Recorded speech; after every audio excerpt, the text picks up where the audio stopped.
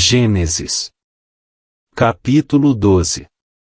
Certo dia o Senhor Deus disse a Abrão: saia da sua terra, do meio dos seus parentes e da casa do seu pai e vá para uma terra que eu lhe mostrarei. Os seus descendentes vão formar uma grande nação. Eu o abençoarei, o seu nome será famoso, e você será uma bênção para os outros. Abençoarei os que o abençoarem e amaldiçoarei os que o amaldiçoarem.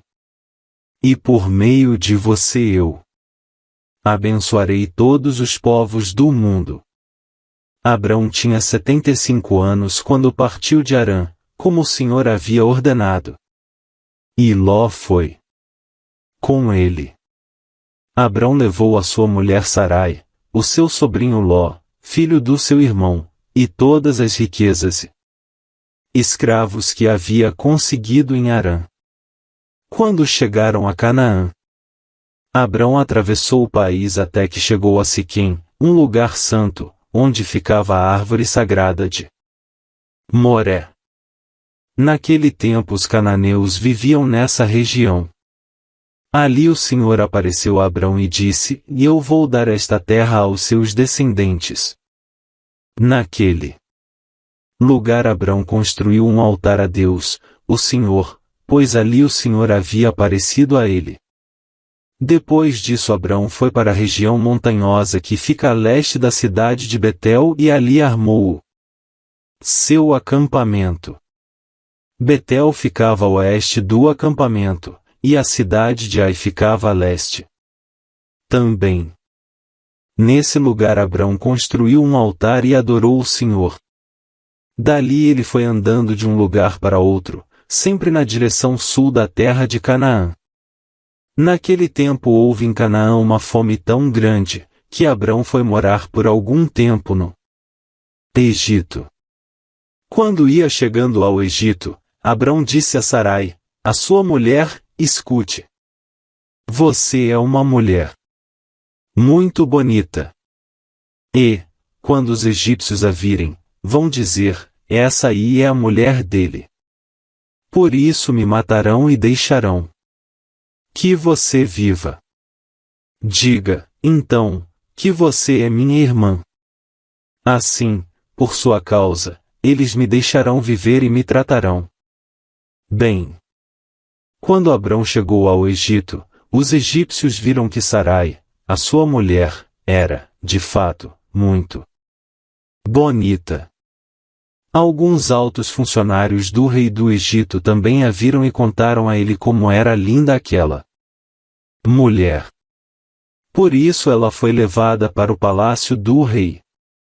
Por causa dela o rei tratou bem Abrão e lhe deu ovelhas, bois, jumentos, escravos e escravas, jumentas e camelôs. Mas, por causa de Sarai, o Senhor Deus castigou o rei e a sua família com doenças horríveis. Por isso o rei mandou chamar Abrão e perguntou: por que você me fez uma coisa dessas? Por que não me disse que ela é a sua mulher? Você disse que ela era sua irmã, e por isso eu casei com ela. Portanto, aqui está a sua mulher, saia daqui com ela. Então o rei deu ordem, e os seus guardas levaram Abrão para fora do Egito, junto com a sua mulher e com todas as coisas que eram dele. Neemias. Capítulo 3. As muralhas da cidade foram reconstruídas da seguinte maneira, e Eliasibe, o grande sacerdote, e os seus colegas sacerdotes reconstruíram o portão das ovelhas. Depois o inauguraram e puseram os portões nos seus lugares. Eles reconstruíram as muralhas até a Torre dos 100 e até a Torre de Ananel. Os homens de Jericó construíram o trecho seguinte. Zacur, filho de Inri, construiu o trecho seguinte. O grupo de famílias de Asenaá construiu o portão dos peixes. Eles puseram as vigas e os portões nos seus lugares e colocaram os trincos e as trancas. As 3 partes seguintes foram construídas por estes homens, e na primeira, por Meremote, filho de Urias e neto de Acós, a segunda, por Mesulam, filho de Berequias e neto de Mesesabel, e a terceira, por Zadok, filho de Baaná. Os homens da cidade de Tecoa construíram o trecho seguinte. Mas os homens importantes da cidade não quiseram fazer o trabalho braçal que os mestres de obra mandaram. Joiada, filho de Paseia, e Mesulam, filho de Besodias, reconstruíram o portão velho. Eles puseram as vigas e os portões nos seus lugares e colocaram os trincos e as trancas. Melatias, de Gibeão, Jadom, de Meronote, e os homens da cidade de Gibeão e de Mispa construíram o trecho seguinte, chegando até a casa do governador da província do Eufrates Oeste. Uziel, filho de Araías, que era ourives, construiu o trecho seguinte. Ananias, que era perfumista, construiu o trecho seguinte, até a muralha larga. Refaías, filho de Hur, governador de metade do distrito de Jerusalém, construiu o trecho seguinte. Gedaías, filho de Arumaf, construiu o trecho seguinte, perto da sua casa. Atus, filho de Asabneias, construiu o trecho seguinte.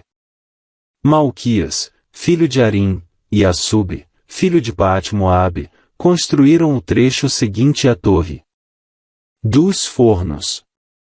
Salum, filho de Aloés, governador da outra metade de Jerusalém, construiu o trecho seguinte. As suas filhas o ajudaram no trabalho. Anum e os moradores de Zanoa reconstruíram o portão do vale. Eles puseram os portões no lugar. Colocaram os trincos e as trancas e consertaram 500 metros de muralha, até o portão do lixo. Malquias, filho de Recabe, governador do distrito de Bet-Aquerem, reconstruiu o portão do lixo. Ele pôs os portões no lugar e colocou os trincos e as trancas. Salum, filho de Coozé, governador do distrito de Mispa, reconstruiu o portão da fonte. Ele fez uma cobertura, pôs os portões no lugar e colocou os trincos e as trancas. Na represa de Selá, ao lado do jardim do rei, Salum construiu a muralha, até as escadas que descem da cidade de Davi. Neemias, filho de Esbuque, governador de metade do distrito de Bet-Zur, construiu o trecho seguinte, até a sepultura de Davi, até a represa e até as barracas dos soldados. Os levitas também ajudaram a reconstruir as muralhas. Segue a lista deles. Reum, filho de Bani, construiu o trecho seguinte. Asabias, governador de metade do distrito de Keila, construiu o trecho seguinte. Bavai, filho de Nadad, governador da outra metade do distrito de Keila, construiu o trecho seguinte. Ézer, filho de Jesuá, governador de Mispa, construiu o trecho seguinte, em frente do depósito de armas, até o lugar onde a muralha faz esquina. Baruque, filho de Zabai, construiu o trecho seguinte, desde a esquina da muralha até a porta da casa de Eliasibe, o grande sacerdote. Meremote, filho de Urias e neto de Acós, construiu o trecho seguinte, desde a porta da casa de Eliasibe até o fim da casa. Os sacerdotes também ajudaram a reconstruir as muralhas. Segue a lista deles. Os sacerdotes que moravam em redor de Jerusalém construíram o trecho seguinte. Benjamim e Assub construíram o trecho seguinte, em frente das suas casas. Azarias, filho de Maazéias e neto de Ananias, construiu o trecho seguinte, em frente da sua casa. Binui, filho de Nadade, construiu o trecho seguinte, desde a casa de Azarias até a esquina da muralha.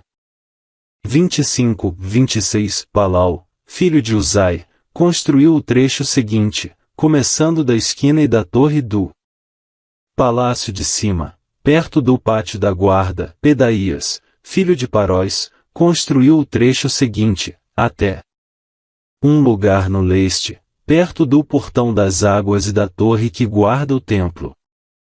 E isso ficava perto daquela parte da cidade chamada Ofel, onde moravam os homens que trabalhavam no templo. 25-26 Palau, filho de Uzai, construiu o trecho seguinte, começando da esquina e da torre do palácio de cima, perto do pátio da guarda. Pedaías, filho de Paróis, construiu o trecho seguinte, até um lugar no leste, perto do portão das águas e da torre que guarda o templo. E isso ficava perto daquela parte da cidade chamada Ofel, onde moravam os homens que trabalhavam no templo. Os homens da cidade de Tecoa construíram o trecho seguinte, que era o seu segundo trecho, desde um ponto no lado contrário à grande torre que guarda o templo até a muralha perto de Ofel. Um grupo de sacerdotes construiu o trecho seguinte, saindo no portão dos cavalos e continuando para o norte. Cada um deles construiu em frente da sua própria casa. Zadok, filho de Mir, construiu o trecho seguinte, em frente da sua casa. Semaías, filho de Secanias, que era o guarda do portão leste, construiu o trecho seguinte. Ananias, filho de Selemias, e Anum, o sexto filho de Zalaf, construíram o trecho seguinte. Este foi o segundo trecho que eles construíram. Mesulam, filho de Berequias, construiu o trecho seguinte, em frente da sua casa.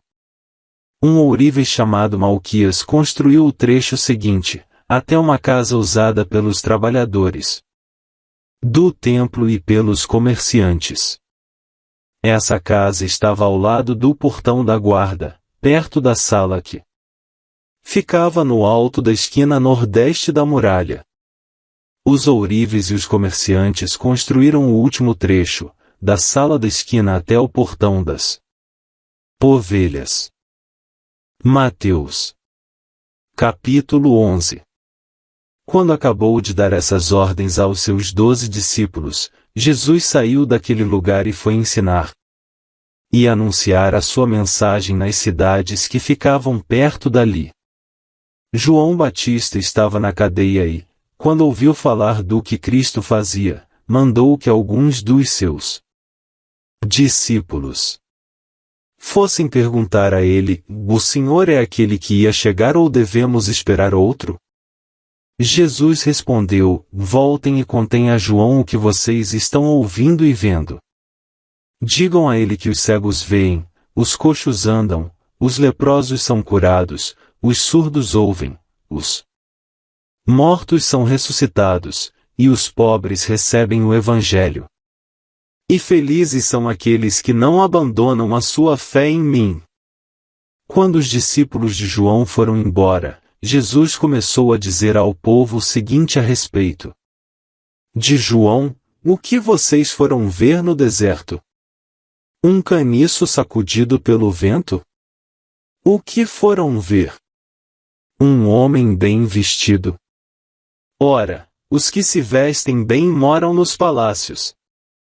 Então me digam, o que esperavam ver? Um profeta? Sim.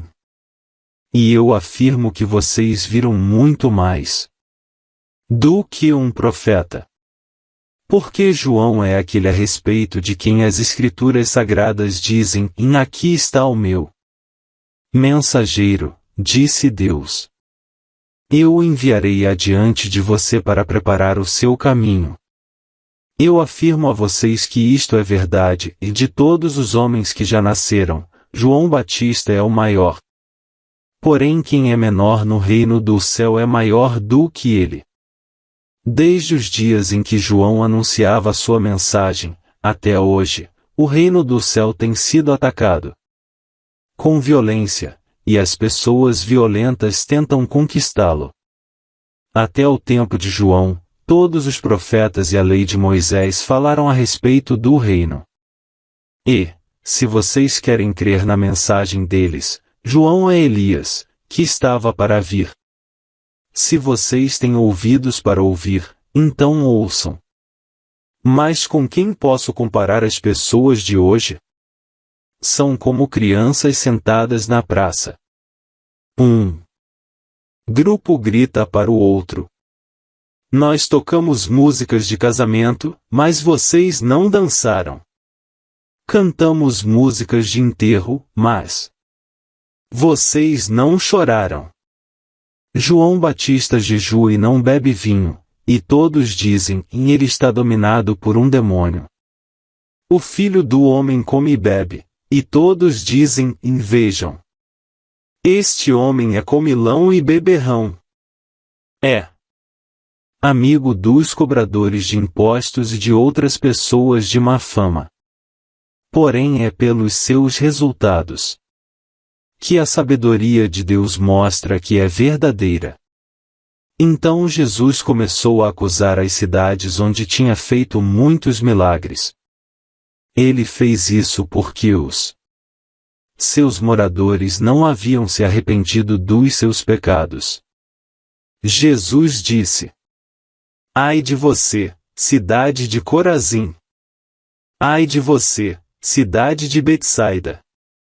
Porque, se os milagres que foram feitos em vocês tivessem sido feitos nas cidades de Tiro e de Sidom, os seus moradores já teriam abandonado os seus pecados há muito tempo.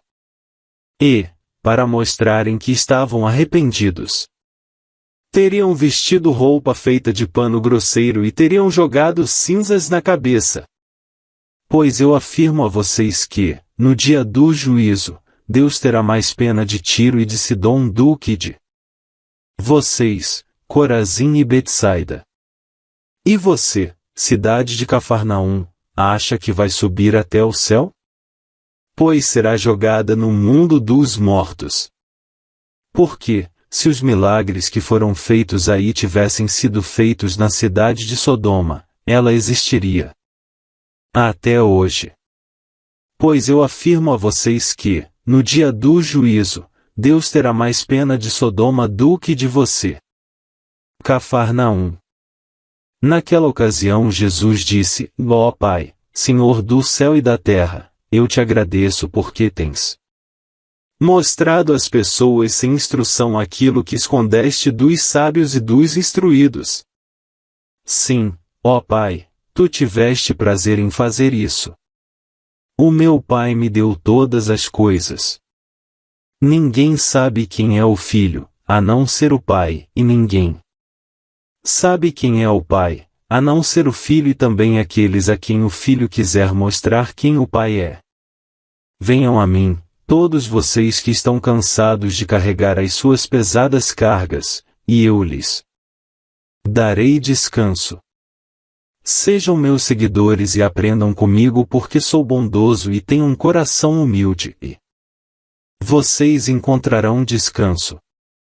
Os deveres que eu exijo de vocês são fáceis, e a carga que eu ponho sobre vocês é leve.